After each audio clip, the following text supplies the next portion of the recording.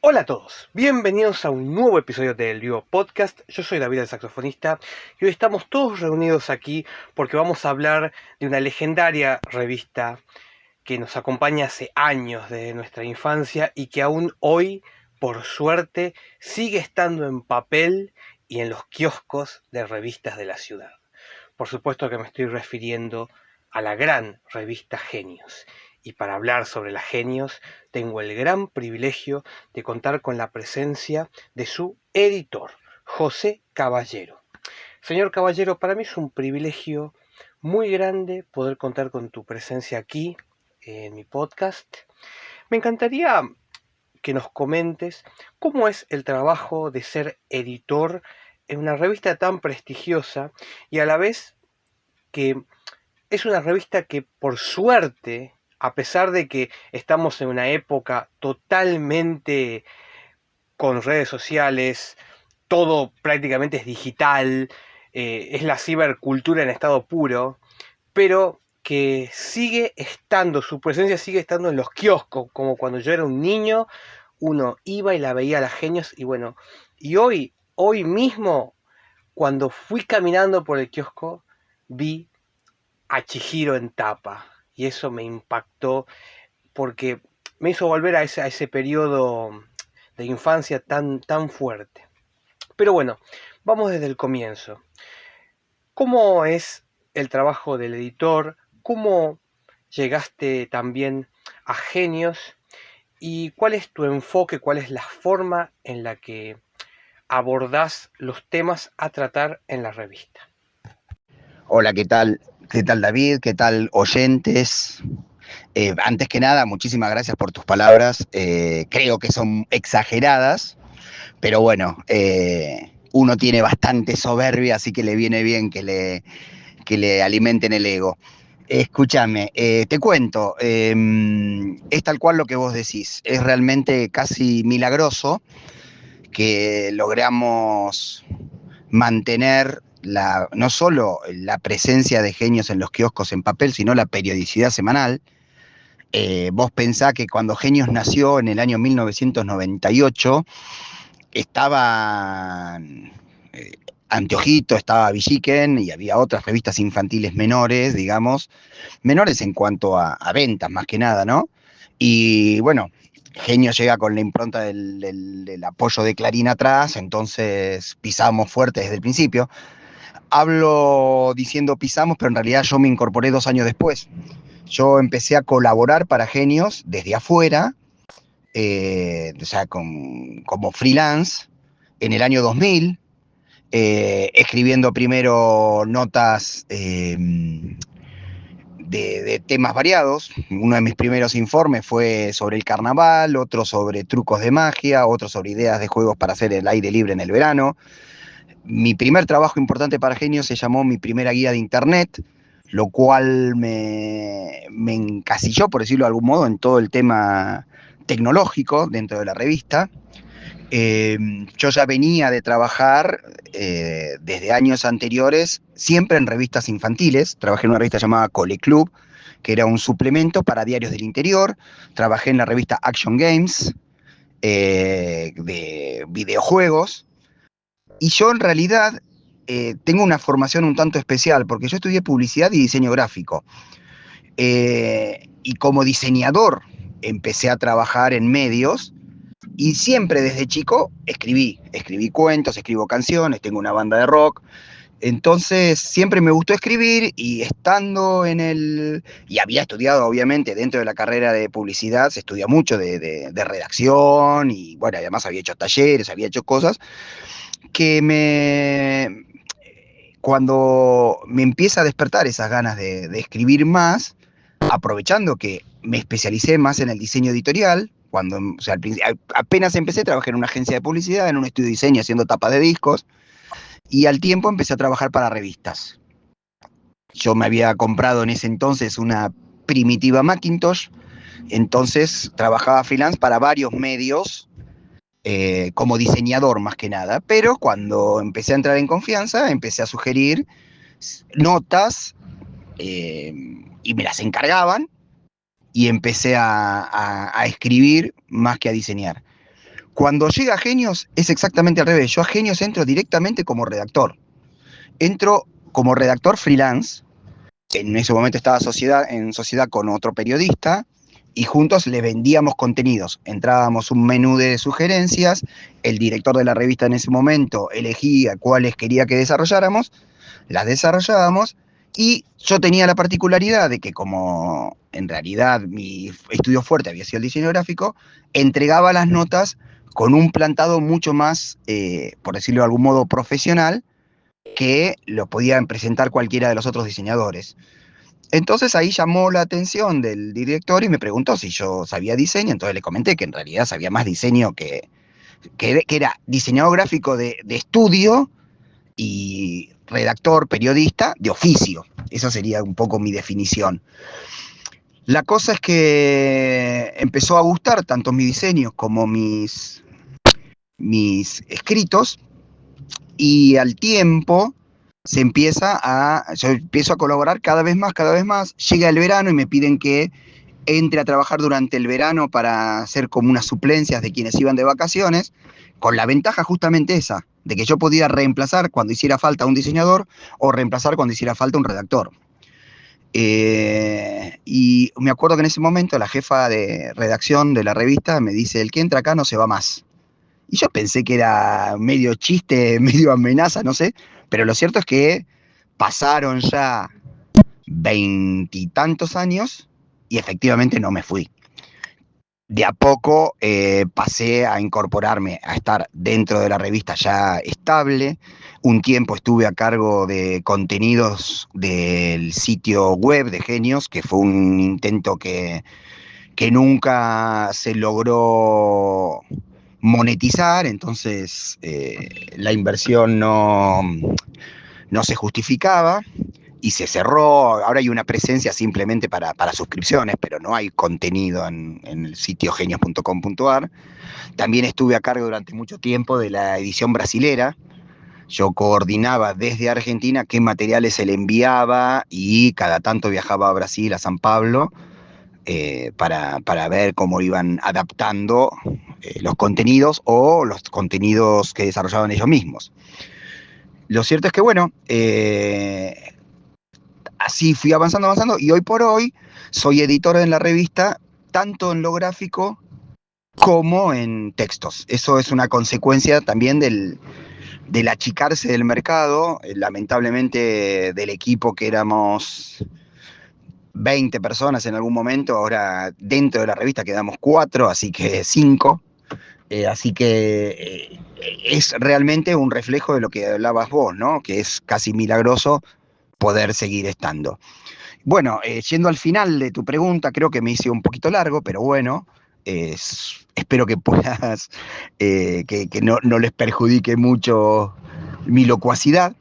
Te decía que en cuanto a la elección de los temas, hay un poco de todo, hay un poco de todo. O sea, cuando yo empecé a trabajar cada vez más en el mercado infantil, hubo alguien, una especie de psicólogo, asesor de negocios, que me comentó, me sugirió, mira, yo trabajaba en ese momento haciendo algunas cosas de música, algunas cosas de otros mercados, me dijo, mira, vos hace una cosa, busca qué punto sos fuerte y apostá a eso.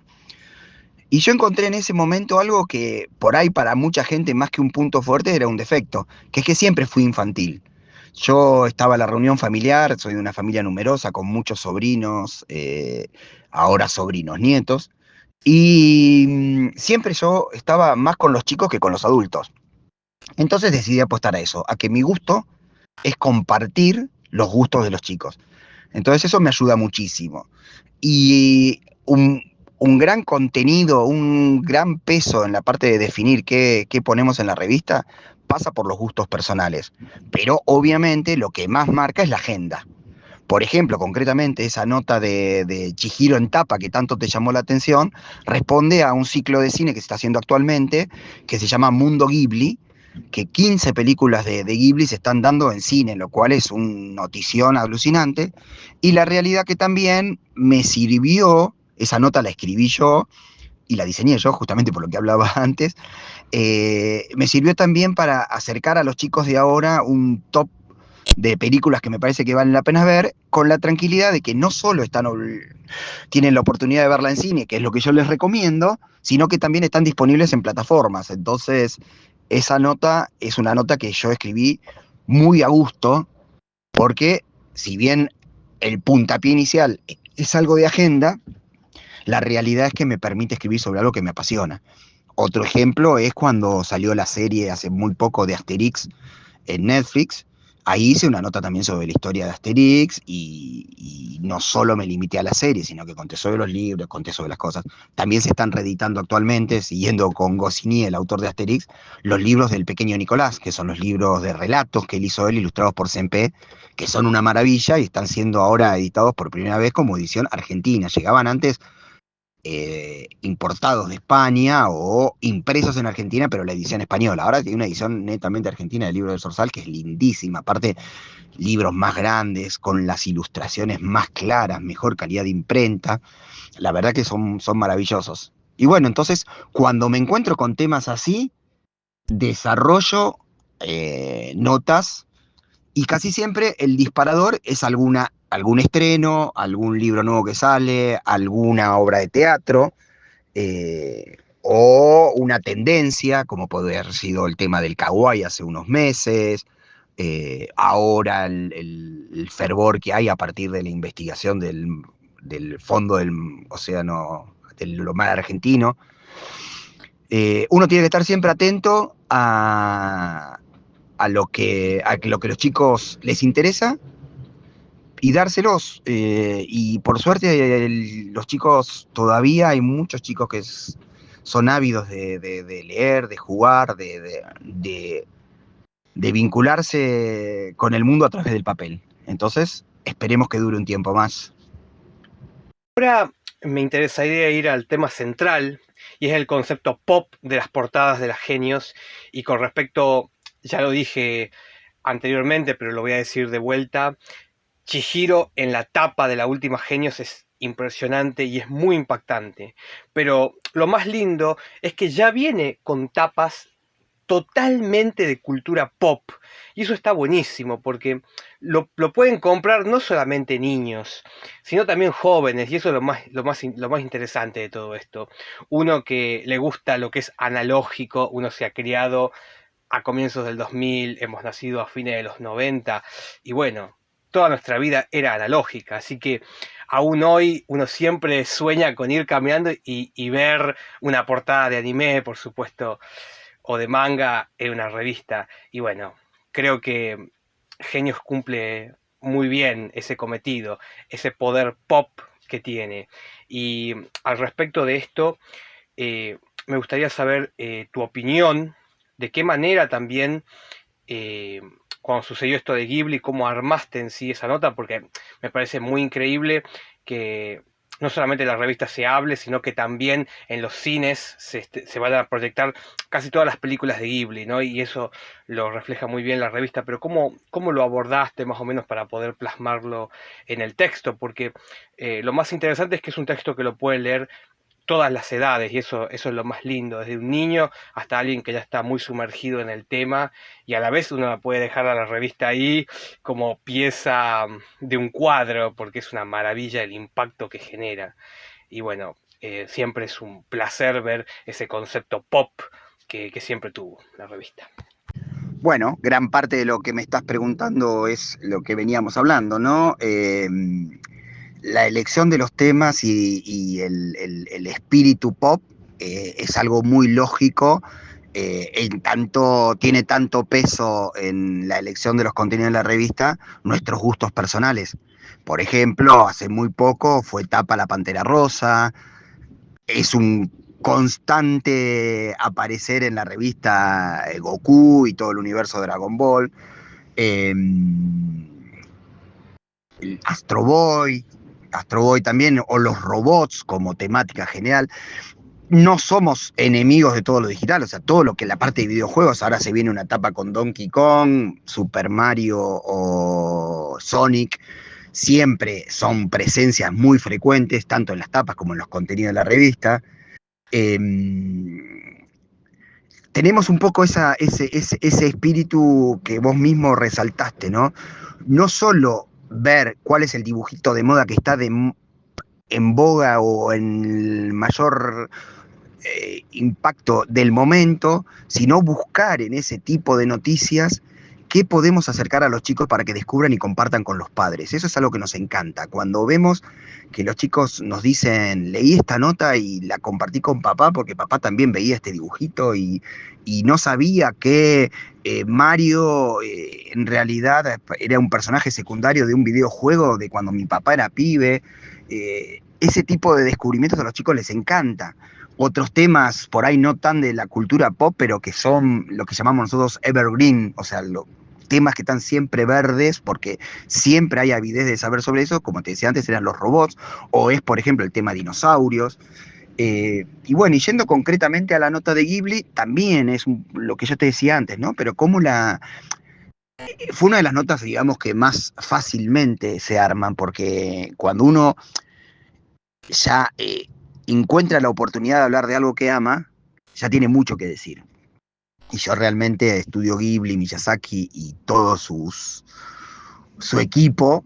Es gente a la que yo le estoy muy agradecido por los momentos que me han hecho pasar en cine, en VHS, en DVD y en todos los formatos, porque lo he consumido en todos los formatos.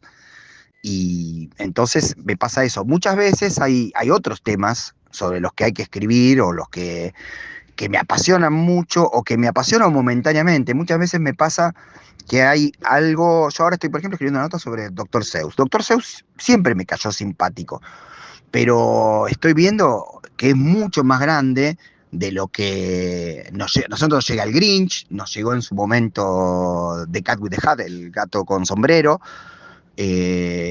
pero no es tan fuerte como por ahí es un Roald Dahl, un Goscinny u otros escritores que han abordado textos para el público infantil, pero que han llegado a nuestro mercado mucho más fuerte. En gran medida creo que porque es mucho más difícil traducir a Doctor Seuss. Doctor Seuss juega mucho con juegos de palabras, valga la redundancia de la palabra juega juegos. Entonces es más difícil en Argentina que llegue a ese nivel de difusión que llegó la Rowling con Harry Potter, por ejemplo, que es otro eterno visitante de nuestras páginas. Entonces ahora se estrenan 2 series y un especial también en Netflix. Pareciera que me están pagando, voy a tener que pedir un, un sponsoreo, sobre Doctor Seuss. Entonces dije, bueno, a partir de esto contemos quién es Doctor Seuss y contemos cuántos libros editó y todo ese tipo de cosas. Entonces, concretamente, confieso, yo no conocía la magnitud del trabajo de él. Entonces, para esta nota, me informo por distintos medios todo lo que puedo y voy filtrando.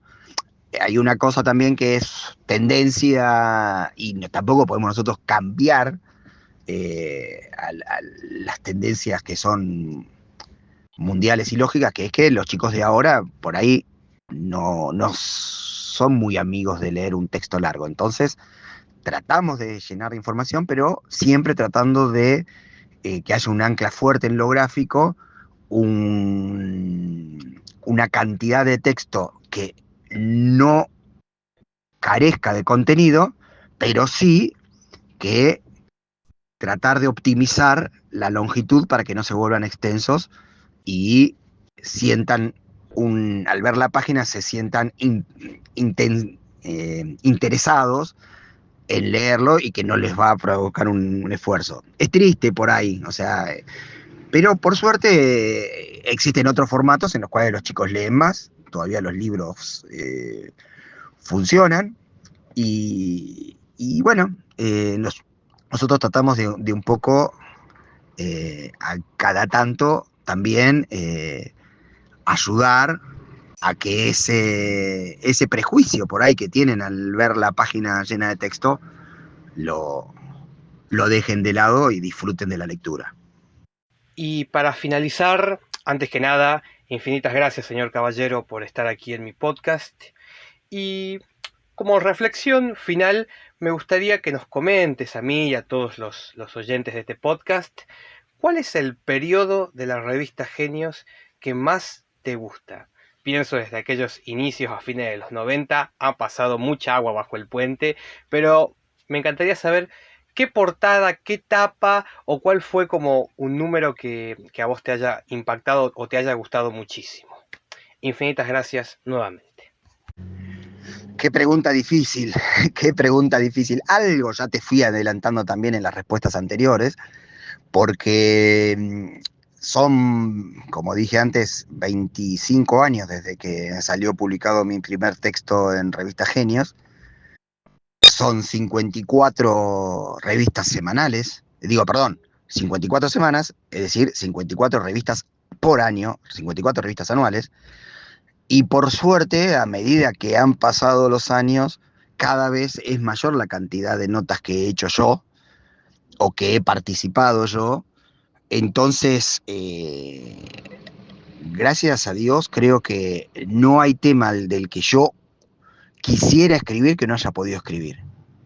Eso es algo que agradezco mucho. O sea, yo tengo un montón de cuestionamientos para hacer a mi situación laboral actual y desde hace varios años. No creo que sea sorpresa.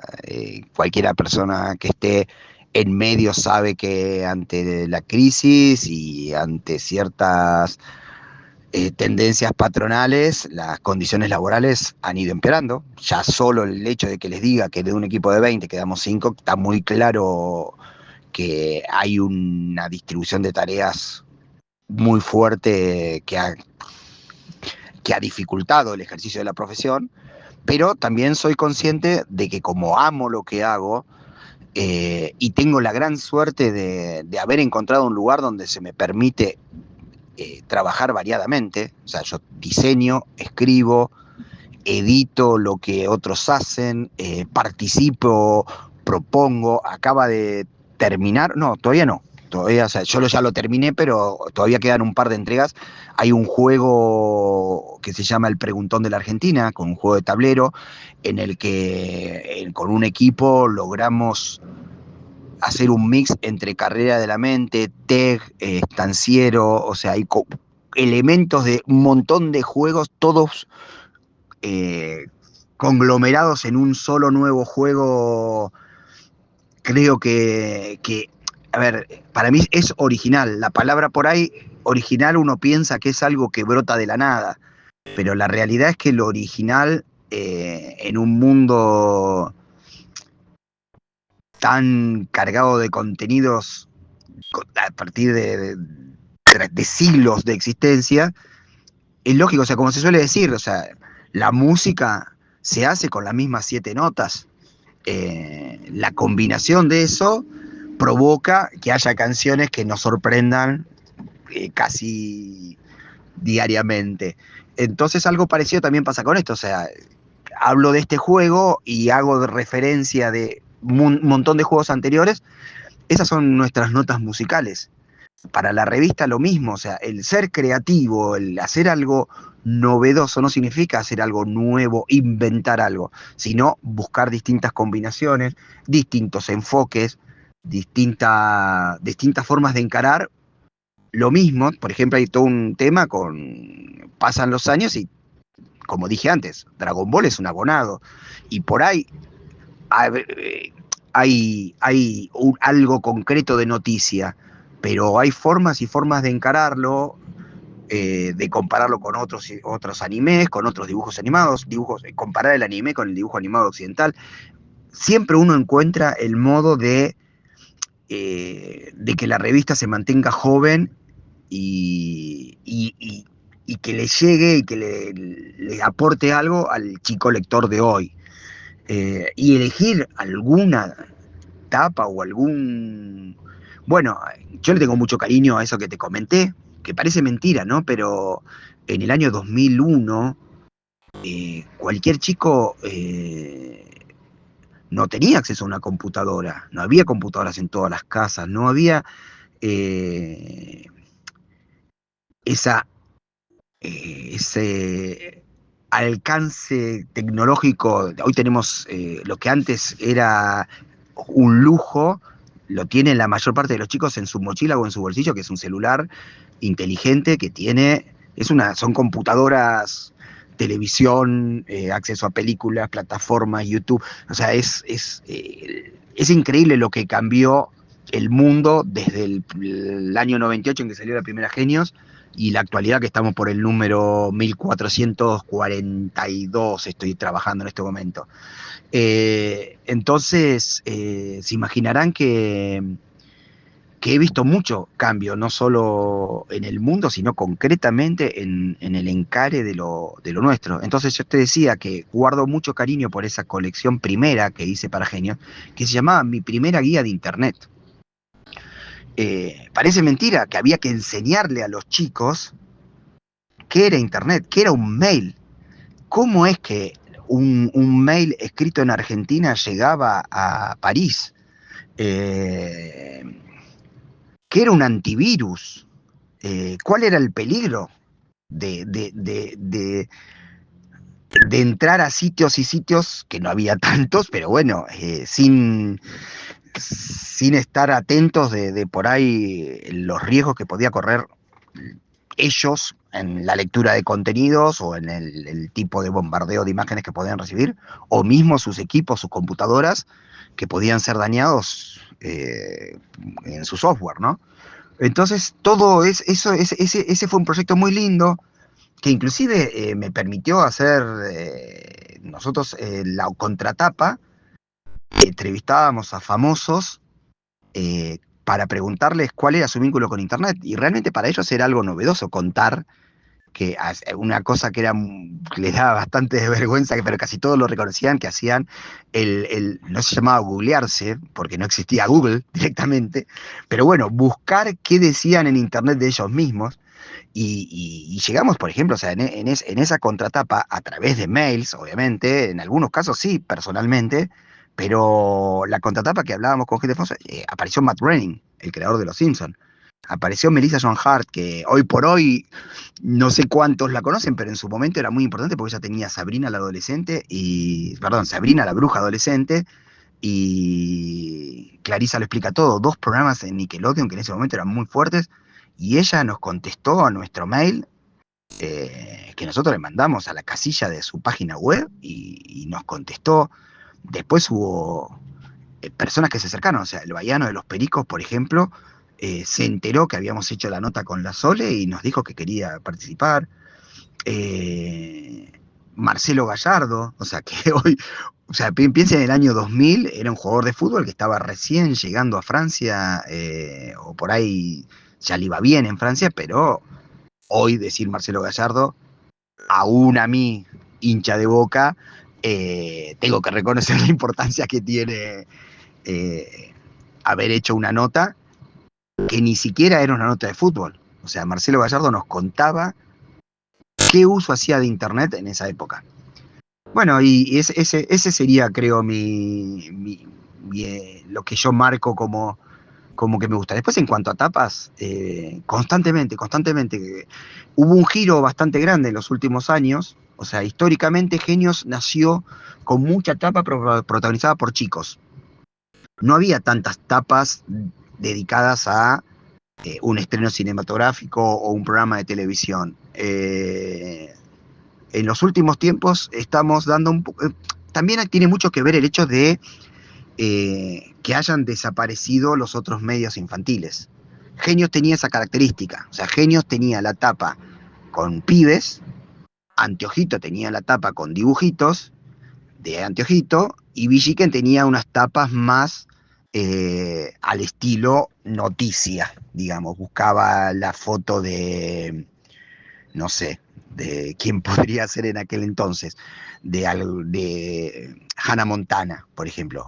Alguna vez salió una tapa de Hannah Montana en Genios, pero en Villiquen era más ese tipo de tapas, Anteojito eran más dibujadas y las de Genios eran más protagonizadas por lectores, podría ser. Se hacían producciones especiales en las cuales los chicos, y sigue estando ese perfil en nuestras tapas, pero a la vez también tenemos mucha tapa, como dijiste vos, de la cultura pop o de los productos de cualquiera de los medios que llegan a los chicos de hoy. Bueno, creo que me excedí, me explayé muy por demás de lo que ustedes quisieran. Espero no haberlos aburrido, espero que disfruten y espero que siga siendo Genios y siga siendo el mundo de medios una, una forma de acercar a los chicos información, no solo de lo que ya saben o profundizar sobre lo que ya conocen, sino que sea una puerta para ampliar sus conocimientos y su imaginación, sobre todo. Muchísimas gracias por esta oportunidad. Un saludo a todos y gracias, David, por haberme invitado a participar de tu podcast. Muchísimas gracias, señor Caballero. Muchísimas gracias a los que están del otro lado escuchando. Yo soy David el saxofonista. Pueden encontrarme de esta manera en todas las redes sociales. Y a este podcast, el Vivo Podcast, lo pueden encontrar en Spotify como Vivo Podcast o en mi perfil de YouTube, David el saxofonista. Les mando un